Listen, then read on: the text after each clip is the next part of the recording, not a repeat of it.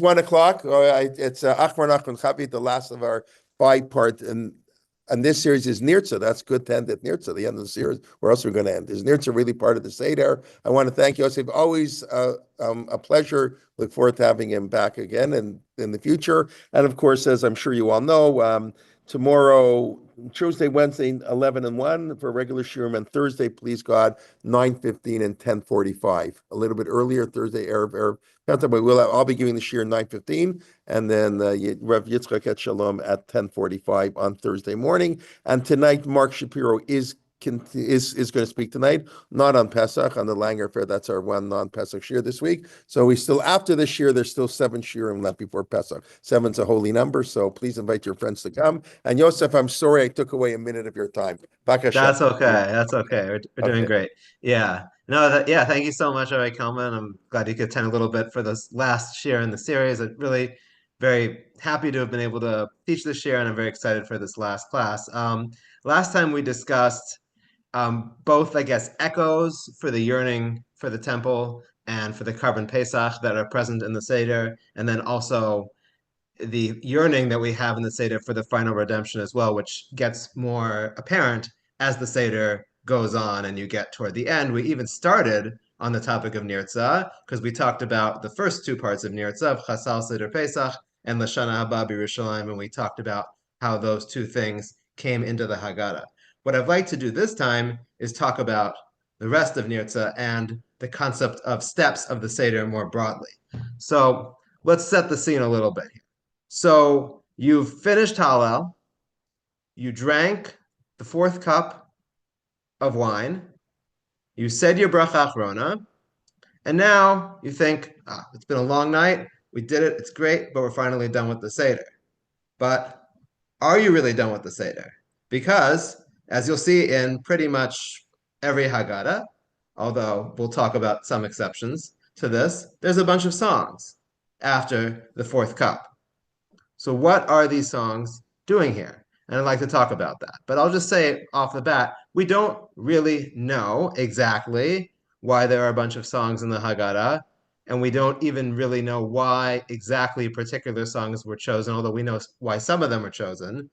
For example, we talked about how Chasal Seder Pesach, which came originally from the piyut for Shabbos Haggadol that details the halachos of the Seder, also serves as a good capstone to the Seder. But we do know that these are among the latest additions to the Haggadah, and they keep getting added over the Middle Ages. So let me share my source sheet, and I will also share it in the chat. Okay, there's the source sheet, and let's see, let's get it in the chat as well. All right, here we go. It's now in the chat as well. All right, so you look in the first source, the Shibbolei Haleket. The Shibbolei Haleket was one of the Rishonim who commented extensively on the Haggadah in the 13th century, and he says in the middle of after the 4th word on the first line there in the source, he says Mevarchim Brei Pri Hagafen V'Shosim Ba'Sebas Small, that you say the bracha of Hagafen on the last kos, and you lean to the left. V'nehigin lomar rehitin upiyutin hamasudarim b'devrei shevach ve'odah. And we are accustomed to say these rehitim, which are a type of liturgical poem, piyutim, another type of liturgical poem, that are arranged with words of praise and thanksgiving. V'chein the roy, and it's also appropriate l'rabos b'hala u'v'hodah, and you should do a lot of praising and thanks la'osin neflos b'os l'vado ki lo'am chazda al Yisrael, to Hashem, who did all these great things for the Jewish people. So the Shibbolei Haleket is already familiar in the 13th century with the idea of adding songs to the end of the Haggadah, and he says really the reason is very simple. As we've talked about, the Seder is very much about praising God, thanking God for everything that God has done for us, so we continue it. We don't want to end it. We continue with more songs, with more piyutim, with more poetry. So that's like the basic explanation. In Ashkenazic tradition, there are 7 accepted songs in Nirtzah. We have Chasal Seder Pesach and Lashana Haba, which we talked about last time, and we talked about how they're actually not the same thing, because Lashana Haba seems to have been added before Chasal Seder Pesach, but at the same time they make a lot of sense. They're thematically appropriate, a fitting coda to the Seder. At the very end, where we feel the redemption most palpably, we also pray for the final redemption, the Geula Shlema, in the time of Mashiach. Then we have, I would say, three sets of two songs each after that. The first set is the two piyutim, the one Ometz Gvura Secha, which is more commonly known often by its first words by Hiba Chatzi Alayla, it happened at midnight, and then Azrov Nisim, which starts V'chein V'amartim Zevach Pesach. So that's the first set of extra songs. One for the first night of the Seder, we say Vayhi B'chatzi Alayla on the first Seder, and Martin Zevach Pesach on the second night of the Seder, and we'll talk about why that is a little bit later.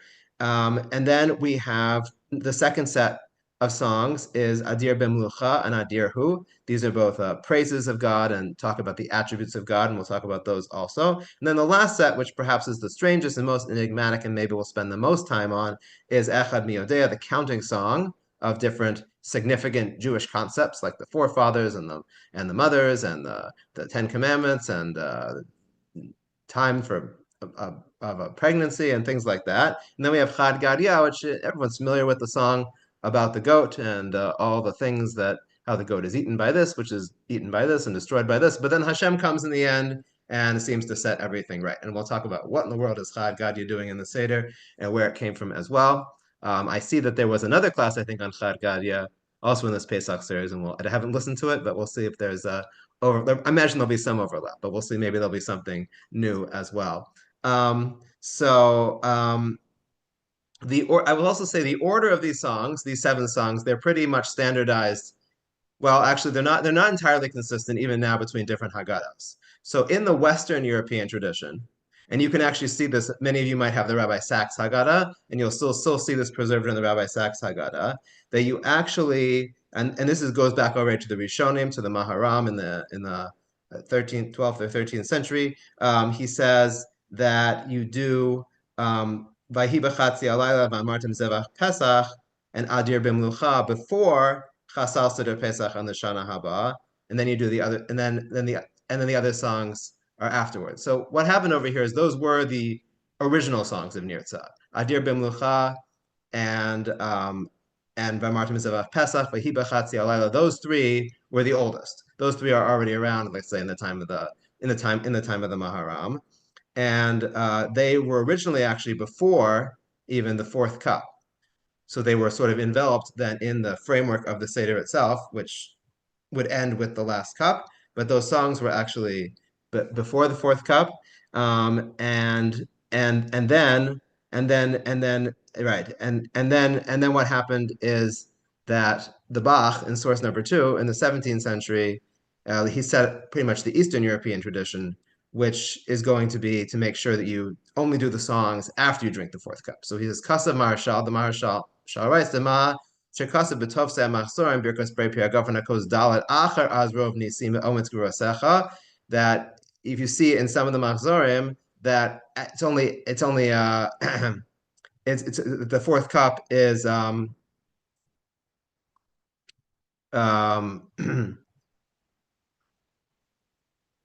right, you say Brei Priya Gafen on the fourth cup after the songs. Eno min aroi, that's not appropriate. Ella besov chasimis yishtabach. After you finish yishtabach and you finish the Hallel, miyad yivarach Brei Priya Gafen, then you say Brei Priya Gafen immediately on the fourth cup. Vahachi masha b'sheila sheshel Rav Haigon. Okay, and he explains that, and then he says at the last line. Right. Then you really make the bracha first. So you only do the songs after you do the fourth cup. So that moves the whole thing to after the Seder. So nowadays we have the whole thing after the Seder, and at least in our order in the Eastern European tradition is to do Chasal Seder Pesach L'Shana Haba first, then Azrov Nisim Ometz Gvurasecha Adir Bimlucha, and then the rest. Although in the Western European tradition, even though everything is now after the fourth cup, as the Bach says to do, we, in the Western European tradition, which you can see in the Sachs Haggadah, the order is different, and they do Azrov Nisim, Ometz Gvurasecha, and Adir Bimlucha before Chasal Seder Pesach, before Lashana Haba, and before the final song. Okay, just to clear that up, but that's the order. And then there are some that don't do the songs at all, which we're going to discuss in a moment. but and also in the Sephardic tradition, for example, only some of the songs are there and not all of them. And I think in some Sephardic traditions they have some different songs, although I don't think it's super common. Although I could be wrong. Um, Okay, so we've established that these, at least according to the Bach and according to what we do today, like these songs are not technically part of the Haggadah because the structure of the Seder is over. We've done all four cups. We've eaten the matzah. We've done everything that we're supposed to do in the Seder. We've done all the commandments of the night. We've told the story. Everything is done. So, but if you look in the Haggadah, what does it say? It's Hallel, right? You drink the fourth cup, and then Nirtzah. These songs are under a heading called Nirtzah. So if these are not part of the Seder, what are they doing with a step of the Seder? And I think more broadly then, at least the question is, what does it mean that the Seder has steps in the first place? Who made these steps of the Seder? Clearly, this is not something that was around from time immemorial. So who made these steps of the Seder, and how did Nirtzah come to be what it is? So let's take a little, let's do a little discussion. Let's do a little discussion of that. So this is my heading number 2 on the source sheet. Does the Seder have steps?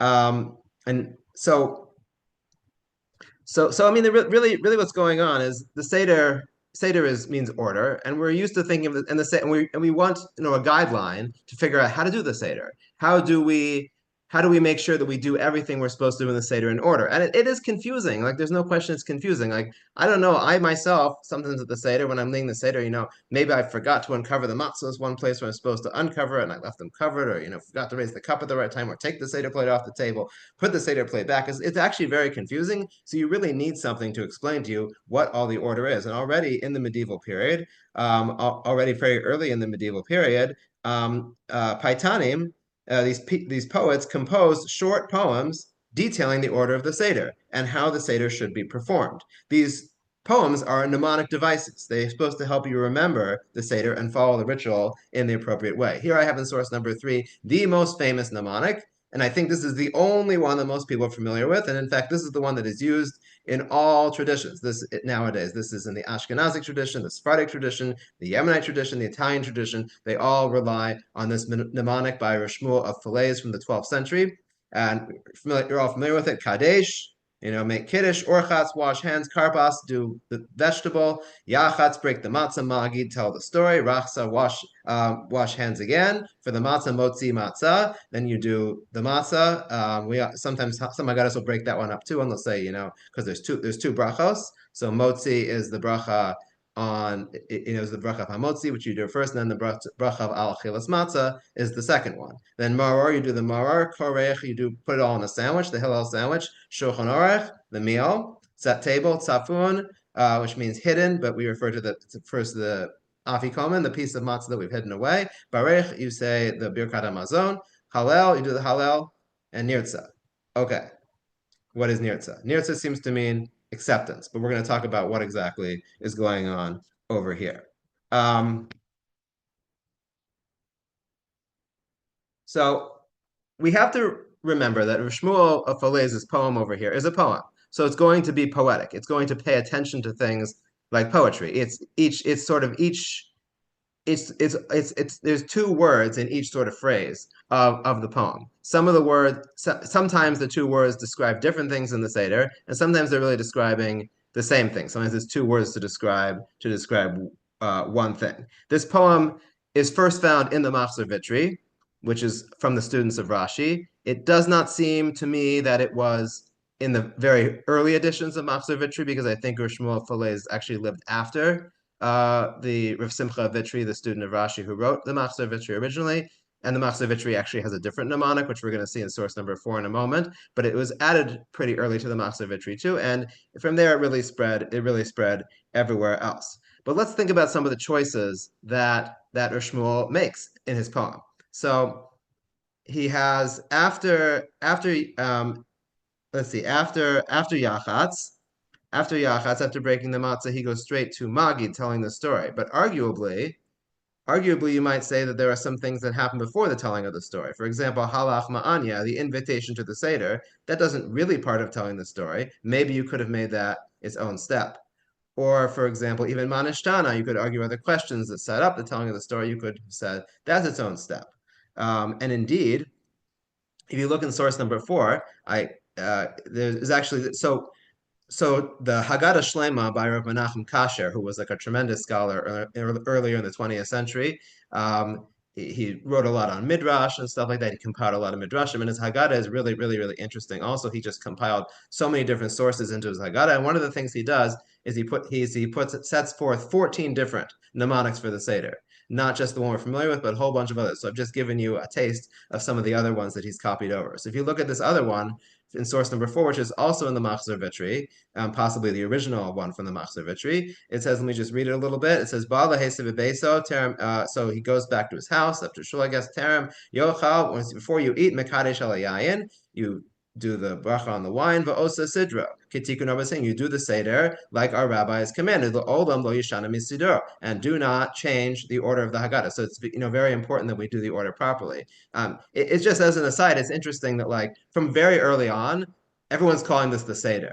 Like you see this in the Machzor Vitri, but you see it before also in Rav Amram Gon and Rav Sadia Gon, and you also see it in the Rambam. Everyone's calling it a Seder. Everyone's calling it an order. The order is a very important component of this night. Oh, I should say though, because I didn't mention this before, maybe it was obvious by the fact that I said this mnemonic that we're familiar with, and mnemonics in general, are really starting in medieval Ashkenaz, that if you look at the earliest Haggadahs we have, for example, the Haggadah of Amram Gon that we talked about as our base text of the Haggadah, and of Sadia Gon, they don't have any mnemonics. They don't have any steps of the Seder. They don't have the Simane HaSeder. Same thing with the Rambam, although he's a little later, the Rambam doesn't have the Simane HaSeder either. But this is really an Ashkenazi development that then spread elsewhere. So continuing in source number 4, we have another mnemonic here. Yigros Zeb, the second line, Yigros Zeb and Masoras Mitam Rabbi Yossi Agadol. So we have Rabbi Yossi Agadol has another mnemonic here. He says Geffen, wine, okay, because there's a bracha Brei Pri Geffen. Kiddush, then that's referring to the bracha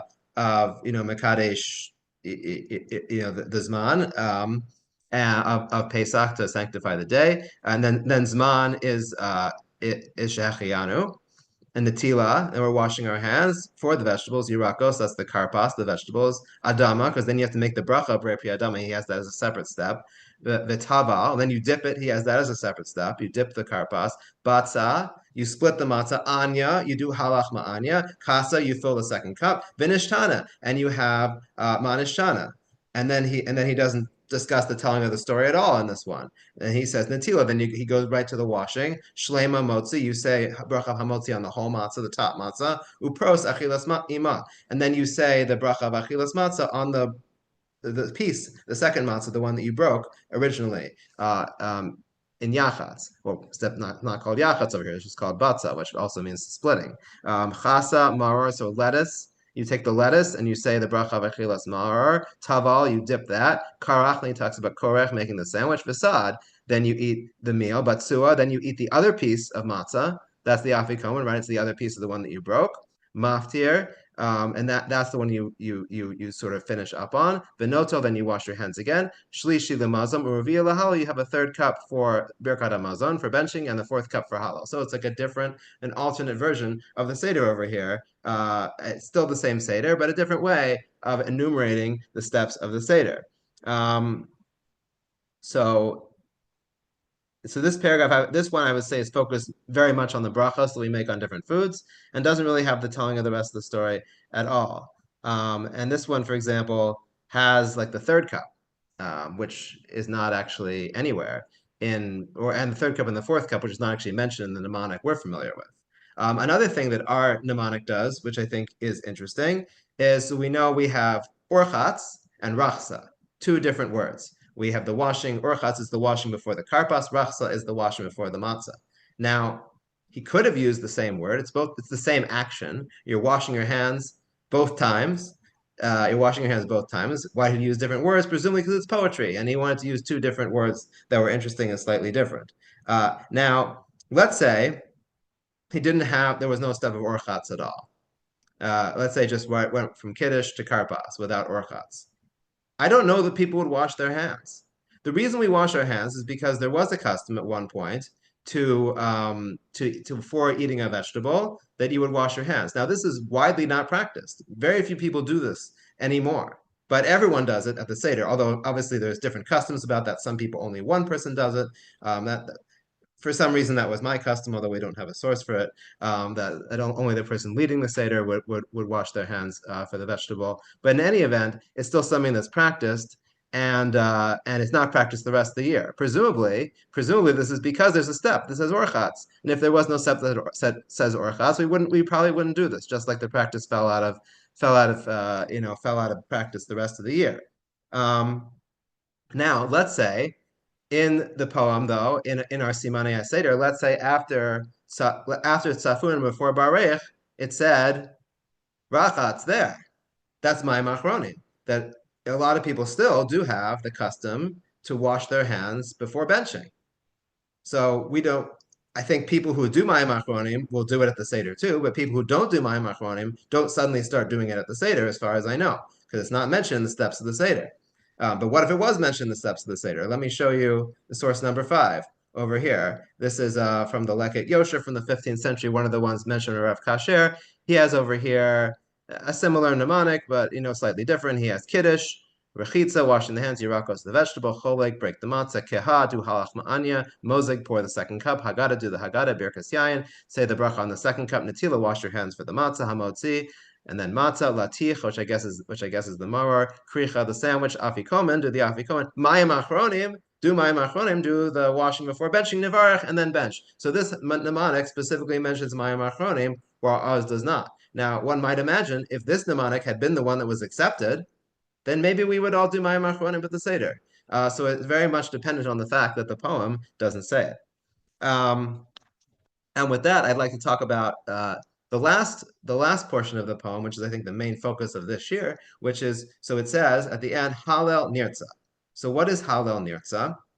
Hallel Nirtzah is presumably, like Shulchan Aruch goes together, Shulchan Aruch means the set table. Hallel Nirtzah means a favorable Hallel, a Hallel that is Ritzah, that is wanted.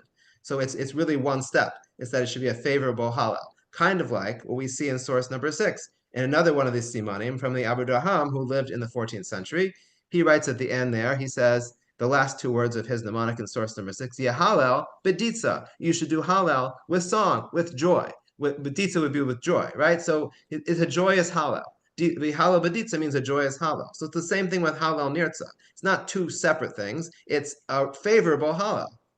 But what happened is, over time, as we added songs to the Seder after Hallel, and we talked about the genesis of those songs in the early Middle Ages and beyond, that somehow they became associated with Nirtzah. There was people thought there was an extra word in the mnemonic, so we can assign that extra word to the songs at the end of the Seder, even though technically that's not what the original meaning of the poem was. And as we discussed, these songs are technically not really a part of the Seder because you've already said the bracha on the 4th cup, you've already finished all the mitzvos of the evening. But I think because that word was there, they got assigned to that word, and they've kind of become a step of the Seder. They've become the step of Nirtzah.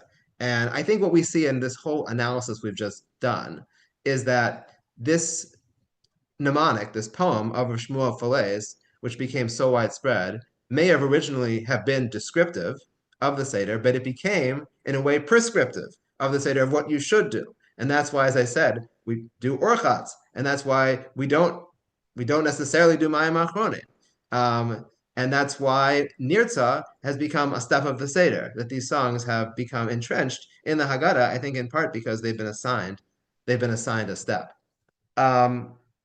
Now, I don't think that means we should just say it, throw up our hands and be like, all right, this isn't part of the Seder, these songs are not part of the Seder, let's just forget about it. I mean, I think you could, and I think people often, in some families, I've seen people do leave the table if they don't want to sing the songs, and that's totally okay. You don't have to sing them. As I said, you fulfilled the mitzvos of the evening. At the same time, I think the songs are great. I think the songs are interesting, and we're going to talk a little more about each one. But I do think it's also interesting that in the Chabad Haggadah, if you look at the Chabad Haggadah does not have Chabad. They do not say these songs after the Seder. I do not believe that. I think they do the bracha on the 4th cup, and then they say Lashon Haba B'Yerushalayim, and that's it. No songs, no Chasal Seder Pesach, none of the other songs, no Chad Gadya, none of that. And what's interesting in the Chabad Haggadah that I have at home, they have Hallel Nirtzah together. They just say a favorable Hallel, like it was originally. They're recognizing that Nirtzah was only assigned to the songs if you have the songs. But like if there are no songs, it doesn't make sense to do that, and they leave it as the original. This is a favorable, should be a favorable Hallel. So that's sort of the basic explanation of the steps of the Seder and how Nirtzah came to be. That was a lot of explanation. Let me look at the chat because I see there's a number of comments here and address those before moving toward analyzing the songs in more detail. Yosef Robinson says it's frequently sung in the same nigun as Chag Purim and Chag Gadol HaYudim. Which song is sung in that nigun? Kadesh Orchas Karpas Yachatz Matzah Motzi Matzah.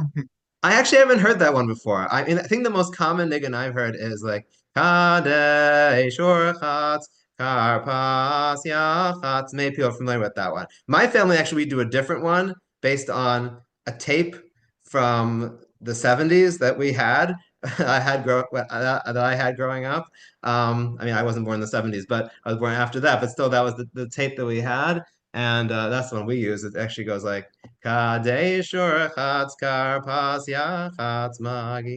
I don't know if people sing that one, but Susanna over here says there's another melody which is more common, which is Babylonian, so I think that makes it fairly early. Well, maybe it's interesting you're saying it's a Babylonian melody. I don't know what that means exactly, but certainly the steps of the Seder do not date from before Shmuel fillets in the 12th century. That's pretty well established.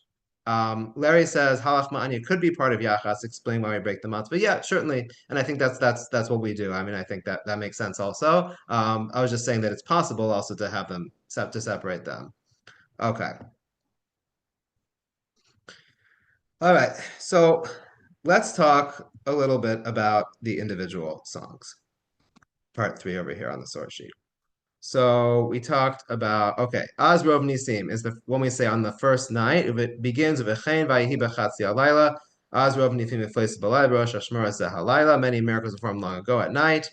And then it goes through various things that happen in the middle of the night, and you can read it. Various things throughout Jewish history. So where is this song from? So this is actually really old. This is the oldest thing. This is one of the oldest things we have in the Haggadah.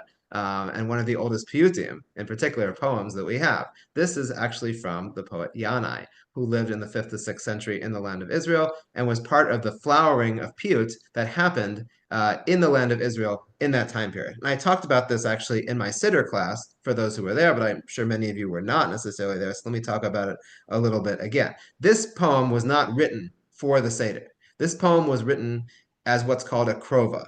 A krova is a piyut, a poem that was inserted into the repetition of Shmona Esrei on Shabbos, and there were a lot of such poems that were written. They often had this is one is particular is called a kedushta, which means it's a 9-part poem that led up to kedusha.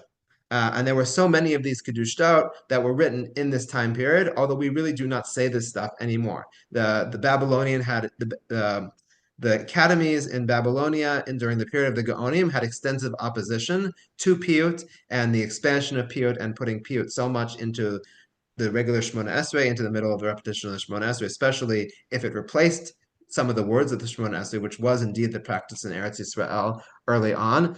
So because of that, these piyutim were mostly lost. And in fact, when it comes to Yanai in particular, we don't have any other piyutim he wrote in our liturgy. And in fact, we lost all of them until the Cairo Geniza. Till the Cairo Geniza was discovered and brought back by Solomon Schechter in the 19th century, we started to find other things written by Yanai. But before that, this poem was really the only one we have. We actually do have, this is just a small part of the poem that we say at the Seder. We only say part 7 of 9 of the Kedusha at the Seder. The rest of it is part of the Yotzros, the special extra editions that some people say for Shabbos Hagadol, just like Chasal Seder Pesach, that's where that originally came from too. Same thing with this piyut, but most people again don't say that. So all we have really of Yanai in our liturgy anymore is this one night of the Seder where we say this piece of the Kedusha of Vayihi B'chatzi Halayla. Also, back then, when Yanai wrote this piyut in Eretz Yisrael, they did not complete reading the Torah every single year. They were on a triennial cycle. I think it was like 3.5 years or something like that to finish the Torah. So all the parshios that we have are shorter. So this was actually the beginning, those words, Vayhi b'chatzi halayla, which we have in the Torah. It was at midnight when Hashem struck the firstborn, which we have in our Torah. I mean, it's the same Torah, but we say it in the middle of Parshas Bo. That would be the beginning of its own Sedra. That would be the beginning of its own Torah reading that began from Makas Bechoros. Okay. So that's our first song over here. That's where it comes from. Source number 8 is V'chein v'amartim zevach Pesach ometz gvurasecha. This is the one that we say on the second night of the Seder. So this has a very similar genesis. It's also a very, very old piyut. This one is from Rav Elazar HaKalir, who lived in the 7th century and is perhaps the most famous of all the Paitanim in ancient Eretz Yisrael.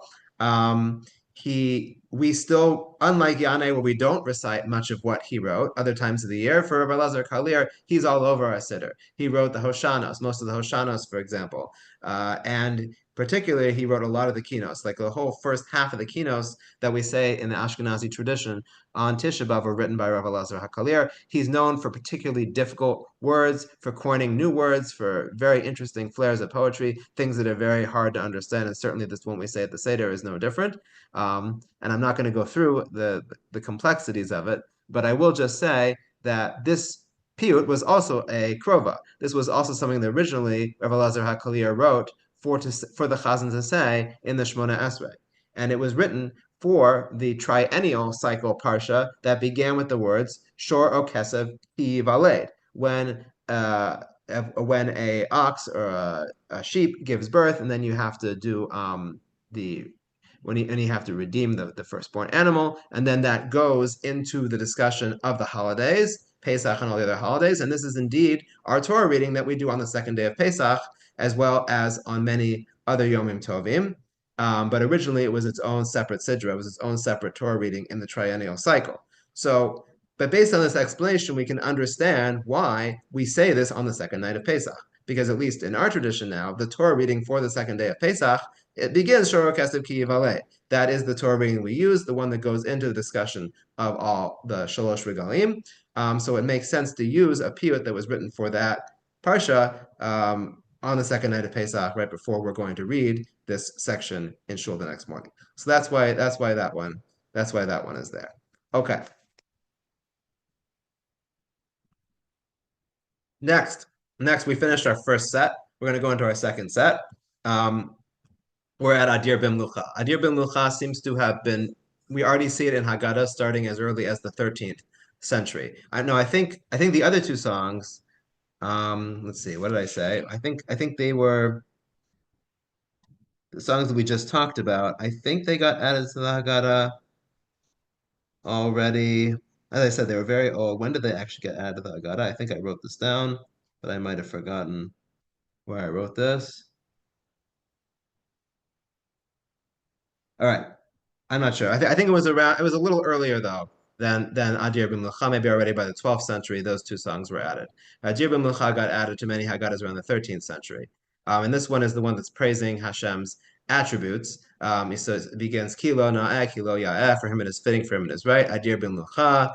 Majestic in kingship, Bachor Ka'alacha, truly chosen. Gidudav Yomrulo, his legions say to him. And then we have this very interesting, really the only part of the song I want to focus on is this very interesting refrain that we have that goes throughout the poem, that goes throughout the song. Lecha ulecha, to you and to you. Lecha ki lecha, to you, for to you. Lecha af lecha, to you, only to you, or also to you. Lecha Hashem hamamlacha, to you, Lord, is the kingdom. So it's weird. Basically, we're saying that kingship is for Hashem, but we say in this very circuitous way. To you, to you, to you, also to you. What is going on with that refrain? It's a little bit of a weird refrain, and you could say it's just chalk it up to poetry, but it seems to be that it's actually doing something similar to something we have in the benching. So many people may be familiar that in the benching we have a section where we talk about how Hashem blesses. I'm going to forget the actual language, but the important part is Bakol Mikol Kol. That Bakol with everything, Mikol from everything, Kol, everything. So that's also like a weird locution similar to this. But what's going on over there is that these are all referencing verses in the Torah about how the forefathers, Avram, Yitzchak, and Yaakov, were blessed. Hashem berachas Avraham bakol, that Avram was blessed with everything. Yitzchak ate mikol, that his mikol of the animal that his son Yaakov brought him, and then kol, that Yaakov later says yeshli kol when he's talking to Esav, I have everything. So the bakol mikol kol is referencing, as a shorthand way of referencing those psukim where it talks about the avos being blessed with everything. So perhaps something similar is going on in Nadir B'Mlucha, that that each one of these things is actually referencing psukim. There's a pasuk that says lecha ulecha, a pasuk that says lecha ki lecha, and I just brought you the last two examples of the pasuk that says lecha af lecha, and the pasuk that says lecha Hashem hamam lecha in sources 10 and 11. I didn't bring you the other psukim, but if you look at source number 10 in Tehillim, it says lecha shemaim af lecha aretz, to you is yours is the heaven, also the earth. So that fits nicely with the phrasing of lecha af lecha. We have lecha first in the pasuk mentioned, then af lecha is mentioned after that. Same thing in source number 11. We have lecha Hashem gadula, to use the gedula, v'agavura, v'atiferes, v'netz, v'achorki, chobash mayim v'artz, lecha Hashem lecha. To you, Lord, is the kingship. So we have again the pasuk beginning with lecha, but then going to lecha Hashem lecha, which fits with in source number 9 what we see in Adir B'Mlucha, that it's it follows the same pattern as the psukim. That seems to be the genesis of this refrain in Adir B'Mlucha. Okay, I see we have a couple more questions before. Actually, let me do Adir Hu first because it's very short, and then I'll look at the questions. So in source number 12, we have Adir Hu, which was added to the Haggadah in the 14th century and became more popular after that. It's, he Adir Hu Yivne Bakarav, he is majestic, he is powerful, may build his house soon, bim speedily, right? Bi'amene Bakarav, in our days very soon. Kel b'nei b'nei Be'eschal Bakarav, build, O God, build your house soon. And then it goes through a list of attributes of Hashem, just similar to Adir B'Mlucha. It may very well be based on Adir B'Mlucha. I will say both these poems, both these songs, Adir B'Mlucha and Adir Hu, don't have anything per se to do with the Haggadah, but they're really only found, at least Adir B'Mlucha is only found in the Haggadah. Adir Hu, I think, may occasionally be referenced in other sources as well that were not the Haggadah, but these are very much, both these songs are very much associated with the Haggadah, and they're a list of Hashem's attributes, and it certainly makes sense that, if we're praising Hashem, how great Hashem is, they seem appropriate for this stage of the Haggadah. And as for both of them, we don't really know anything also about their authors. But we also talked a little bit last time about how Adir Hu seems particularly appropriate, given that toward the end of the Seder, we are indeed into a full-fledged redemption mode where we're praising Hashem, but we're also praying to Hashem that he should bring the final redemption. Okay, let me look at the chat. Okay. Ilana Lubin asks, where can one find a list of the triennial cycle cedros? Good question. I don't know offhand. Yosef Robinson says one such list can be found in the triennial cycle article on Encyclopedia Judaica. There you go. Great. Though not with the names of those cedrot, just the range of the Sefer Prakim Psukim. Oh, great. Okay. So we have an answer there. Great. Because I wasn't sure offhand where you can find that, but that's a great answer. Okay. Yeah. And there really aren't community. I mean, my understanding is that, I know that some conservative and reform communities have moved from the annual cycle back to the triennial cycle. I don't know if their triennial cycle corresponds or not with the ancient triennial cycle from Eretz Yisrael, but for the most part, certainly in Orthodox congregations, it's not used anymore. So the conservative practice is to read a third of each, on an established system. You have for Breshit, in particular year, you'd read the first third of it. The following year, you'd read the second third of it. It's not the tradition. Okay, so that's different. Okay, that's different because you're not still right. Okay. That was done because of a concern to stay in tune with the rhythms of where the rest of the Jewish community around the world happens to be on the one hand. Right, because otherwise the rabbis' drushes are going to be all different. Everyone's, the whole cycle. Yeah, it's going to be very different. That obviously makes a lot of sense. Yeah, so that is not it's not the original triennial cycle. I don't know that trying to think of any communities continue to practice the triennial cycle after the early Middle Ages. I think maybe in some of the Byzantine communities under the Byzantine Empire, the Romanio communities, maybe they did for longer. I don't remember offhand. but generally it hasn't been practiced for a long time. Yeah, it sounds right with Romanians. Yeah. Okay, so let's talk about the last set of two, Echad Miodea and Chad Gadya, for the remaining time we have together. I think these are some of the most interesting. So I just, over here in source number 13, I just put out for you the last verse of Echad Miodea, where it's counting all the way from 13 back down to 1. So we have, Hashem's attributes and the tribes, the stars, 10 commandments, right? And you're familiar with a lot of these things that counts all the way down to the 1, Echad Elokeinu Shebashamayim Va'aretz, Hashem our God in heaven and the earth. Okay, so the question is, where did this come from? So both Echad Miodei and Chad Gadya, they appear for the first time in the 1590 Prague Haggadah.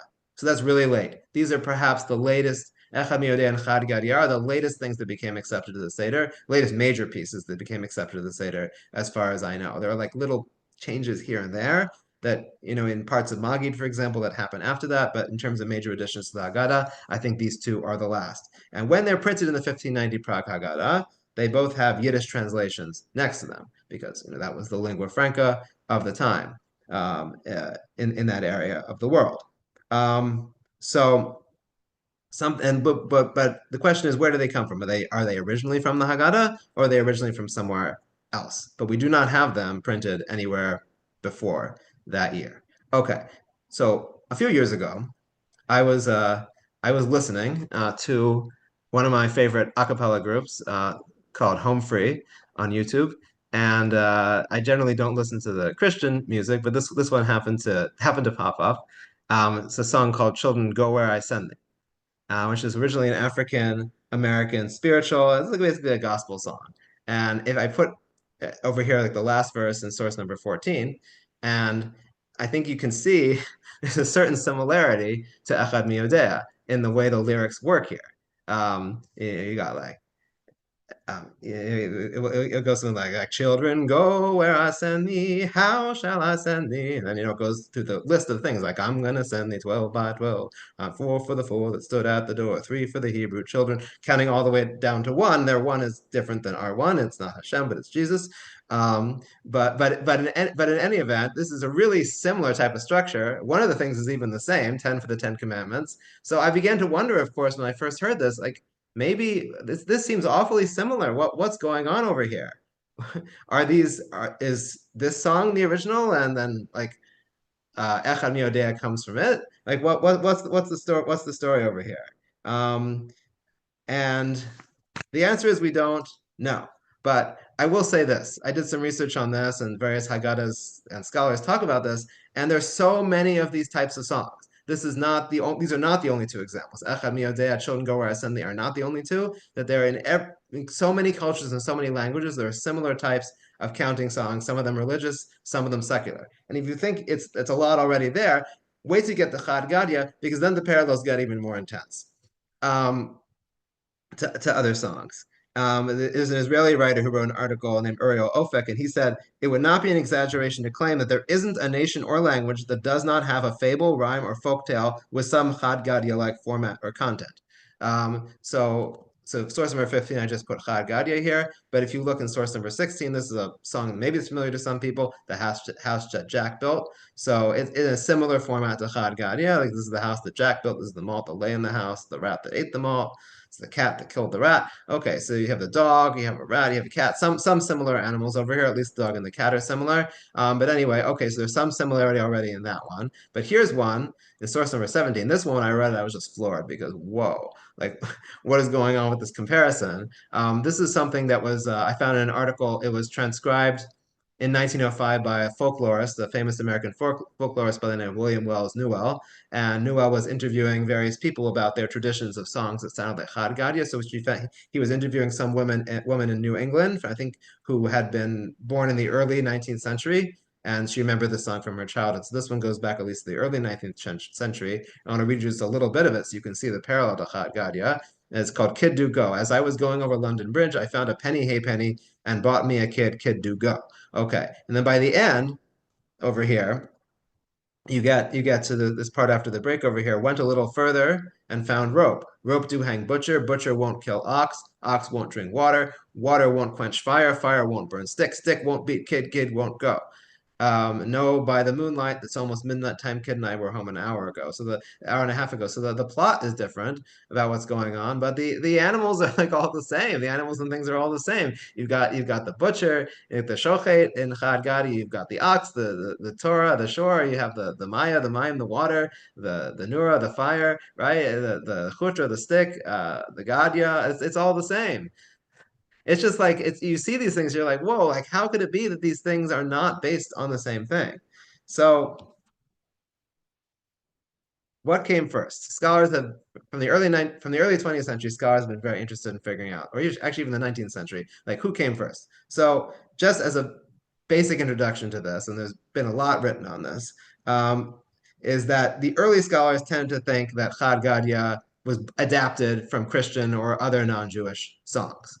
So people like Leopold Zunz, one of the founders of the serious study of liturgy, he said that he thought Echad Miodea was taken from a German folk song because he found some parallel there. The editors of the 1906 Jewish Encyclopedia, which we said that Chad Gadya is simply a Jewish nursery rhyme, now known to have been borrowed from or fashioned after a popular German ballad, the prototype of which seems to have been an old French song, and it said that very definitively.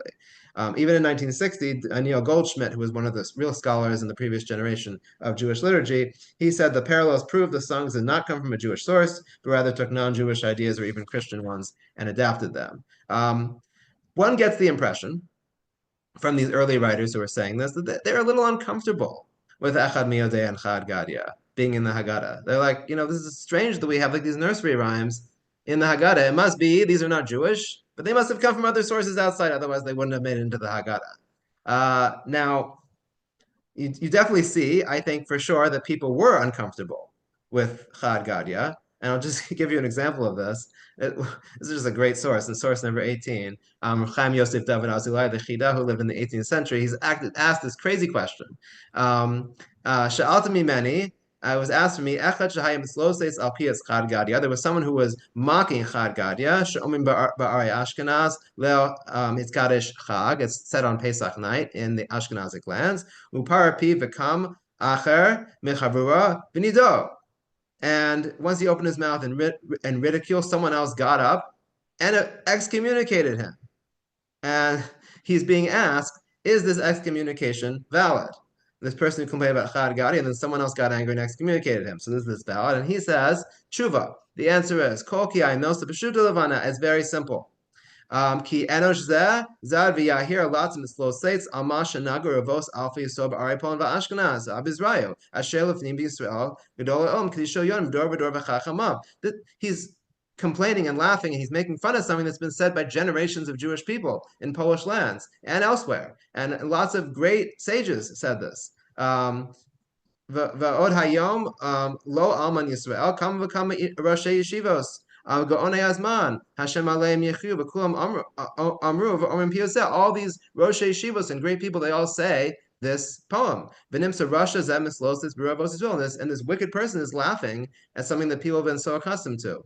And then he goes on toward the end, and he says, in the last paragraph that I put over for you, that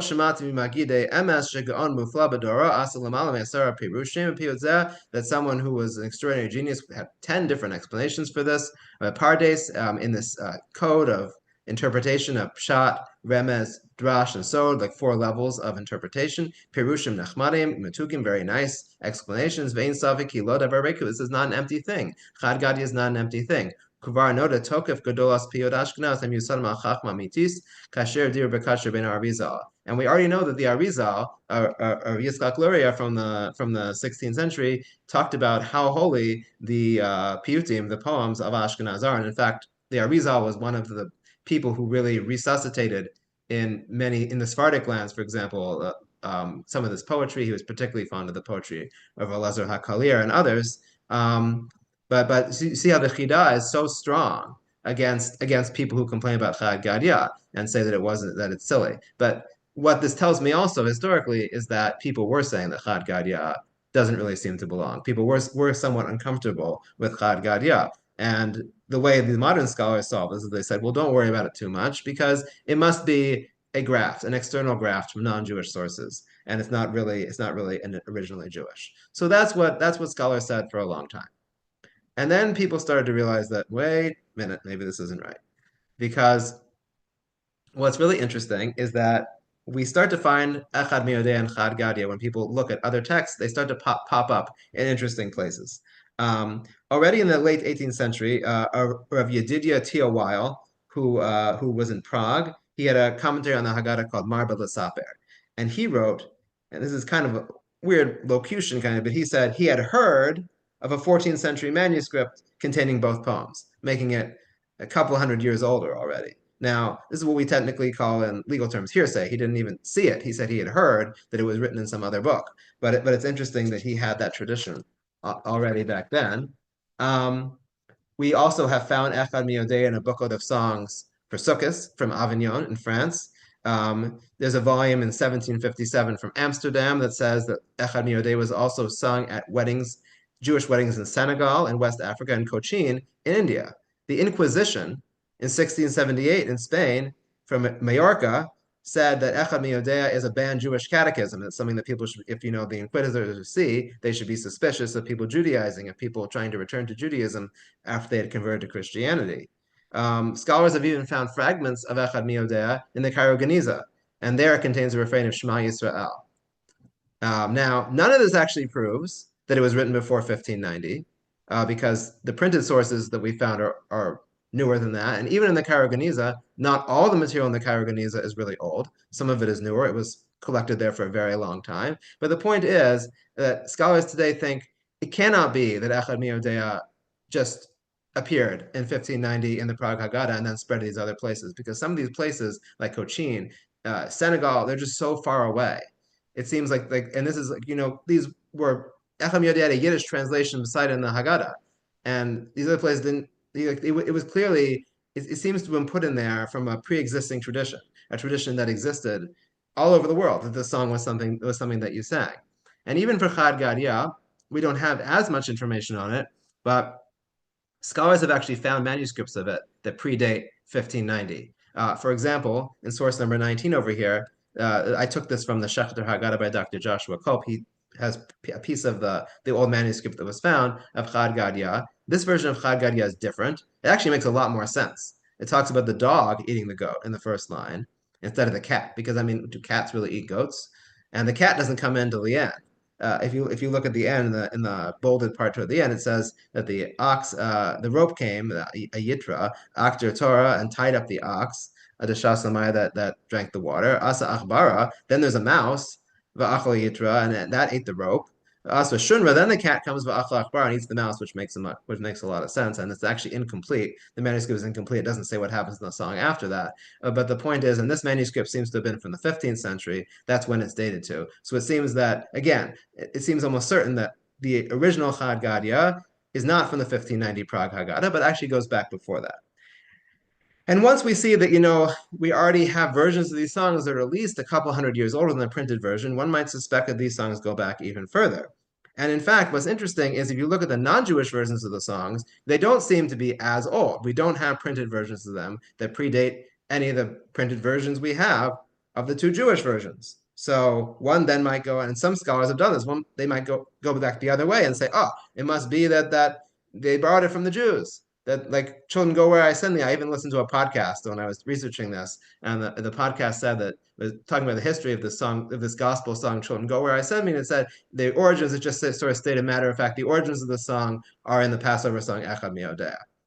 Now, I don't know if this is also right though, because I think the most up-to-date scholarship on this will say that we really don't know. That just because folk songs are the type of thing that are not written down. So like these songs may have been circulating orally for generations, and we just don't know who came first. Even if the Jews were the first to write it down, well, that's because it became part of the Haggadah, and once it becomes part of the Haggadah, you write it down. But if it's not part of the Haggadah, it might just continue to circulate orally. So it's really, really hard to say. We just do not know the direction of influence. There's clearly some influence going on over here. Seems to be these folk songs or something that were spread throughout communities, both non-Jewish and Jewish, and certainly there was interaction in so many places and so many times between Jewish and non-Jewish neighbors. So it makes sense that it might have spread this way, but we just don't know which direction it went. And that's sort of the end of my discussion here, at least of Echad Miodea. And Chad Gadya and where they came from. Except that we should talk about, I guess, why are they in the Haggadah at all? I think the answer to that is actually fairly simple. I think the simplest answer makes the most sense here, that the Seder, as we've talked about, is a ritual that's designed to include the participation of children. We want children to be involved. We want them to stay awake. So we have funny songs. We have songs that talk about Jewish ideas and Jewish principles, but in a way that children are going to appreciate. Now you might ask, well, put it earlier in the Seder, because by then maybe they've already fallen asleep. But I guess we can't do that because as we discussed, the Seder has a particular order, and you have to do the Haggadah in a certain way. But after it's all over, sure, you can put the songs. And I think that although like the Siddur, for example, we might not include a song like Chad Gadya or Echad Miodea in the Siddur, but the Haggadah is a very different kind of affair. The Seder is a very different type of affair. It's something that we're trying to include the whole family. It's much more family oriented. We talked about this a little bit in class number 3. And I think ending over here the entire series with Echad Miodea and Chad Gadya ties up some of the themes that we've been exploring throughout the series. It shows how the Haggadah didn't come into existence all at one point, but developed over time, and some of the origins are murky. And we discussed this in class number 1, particularly when we talked about the differences between the Eretz Yisrael Haggadah and the Babylonian Haggadah. It also, I think, shows how central children are to the evening and how asking questions are central to the evening. It's something we discussed at length in class number 2 when we talked about Manish Tana and the origins of that. It also shows that the Seder, as we just said, is not the Siddur, but the Seder is much more of a family affair with confusing texts, sometimes with disorganized texts, which we spent a lot of time on in class number 3 when we tried to figure out the structure and the themes of the Seder and of Maggid in particular. And ultimately, at the end, I think also Chad Gadya in particular shows a certain faith. It shows a certain faith in the redemption. Sometimes I like to think of Chad Gadya almost a little bit like Adon Olam, a very different version of Adon Olam, though. Adon Olam, it's a song about faith. We say it at the end of the davening in many shuls, and we end Hashem li v'lo yira, God is with me, I will not fear. We don't exactly say that in Chad Gadya, but we do say in Chad Gadya that in the end, Hashem comes, Hashem slaughters the angel of death, and everything is made right, and there's recompense. The goat is, there's recompense for the loss of the goat. And I think there are echoes there, slight echoes at least, of the final redemption that we're hoping for too, when God will slay the angel of death and bring us back to Jerusalem. If in the end God was there for the goat, we can pray that may he always be there for us too. So thank you so much for joining me on this exploration of the Haggadah. I don't know about all of you, but I'll just say that like Pesach is just far and away like my favorite holiday. I don't know if I should play favorites, but I do. And I know that preparing for Pesach is extremely difficult. I mean, we're going through that right now, and I know that many of you probably are too. I wish you all luck with whatever preparations you're doing or wherever you might be traveling for Pesach. But I really believe it's worth it. And sitting down around the table with your family, with your friends, whoever you're with, and giving over the Seder's traditions, I think is one of the most powerful experiences, I think, that we have in our faith. And whether it's you relate particularly to the Haggadah and its commentary, to teaching children, asking questions, or even the foods that are eaten, or whatever your family's special traditions might be, I think it's really a peak religious experience. With that, I wish you a Chag Kasher Sameach, and I hope you feel welcome to. I'm going to answer questions momentarily in the chat. I'll also put my email address in the chat, which is also publicly available online if any of you want to follow up and ask additional questions. I'm also always open to speaking opportunities, whether at synagogues or Pesach programs or whatever. And if anyone enjoyed what they heard and wants to invite me for something, I'd be happy to consider that as well. So let me move down to the chat now, and then I'll also open up the floor for additional questions as well. Okay. Avram Kogan said, in widespread use among Jews whose origins are in the Mediterranean area, there is a Ladino version of Chad Gadya, which is known by its opening nom Kabra Un cabra tico. Yeah, okay, yes. I've heard about the Ladino version of Chad Gadya, but I don't know it so well. But yes, what's interesting is Chad Gadya, unlike some of these other songs, also spread to non-Ashkenazic communities as well. Bela says the Ladino version is very similar to the version we have in the Haggadah. Yeah, yeah. Alana says the title "Kid Do Go" sounds just like Chad Gadya, one goat. Yeah, it's very similar. Ariel says, interesting. It seems that there are many things in liturgy that have outside parallels, and many great rabbis have claimed deep Yesod just in our versions. How do we account for that? Well, I mean, I think, again, I didn't really get into this discussion about the fact that, many people do find a lot of symbolism in Chad Gadya. And I don't think that's an inappropriate thing to do. I think you can certainly find symbolism in all sorts of things. And I think Chad Gadya is particularly rich for that. And I think it's part of the idea of trying to make it more feel like our tradition, trying to make it fit with other things in our tradition. If you make Chad Gadya about like the cycle of exile and the cycle of redemption, it certainly fits much better. I don't think you have to do that to say it or to find it interesting and to include it in the Haggadah, but I think it's certainly something that many people have wanted to do over the years. Barbara says the polychrome historical Haggadah compiled by Jacob Friedman has many of the backgrounds of the Piyutim and other Haggadah inclusions traced to the original place and times. Yes, that's polychrome Haggadah. I think, as I said in a previous class, is one that I haven't looked at as much. There are many other historical Haggadahs also, like the Shachter Haggadah, for example. That I quote as source number 19 is really very good for that, as is the JPS. Jewish Publication Society Haggadah commentary is also great. There's one in Hebrew, also been translated into English as the Haggadah of the Sages, also excellent. There's a lot of overlap between these books, but they're all really excellent in getting the historical background of the Haggadah. Bob says, is there a reason that while the Haggadah evolved and things were added to it until the 1590s, remained essentially the same since then? Well, I mean, I think probably just off the cuff, I would say that 1590 is, we're already talking about the printing. So the Haggadah is being printed. And once things get printed, in a way, it standardizes them. There's going to be less variation once you have the printed text before you and every printer is copying off the same printed text. And things are going to become much more standardized. And we see this with the Seder too, that the Seder became much more standardized in many ways once the printing press developed. I think the difference is, and this gets into some of the stuff I talked about in the Seder class that I gave last time, is that unlike the Haggadah, which once the printing press came into being, it mostly got standardized, in the Seder, there was a whole new wave of editions that were actually spurred by the printing press. And that's because of the growth of Kabbalah and Kabbalistic literature and Kabbalistic prayers. And there was just a very large burst of creativity around the time of the printing press that also led to the addition of many things to the Siddur, but that didn't happen with the Haggadah for one reason or another.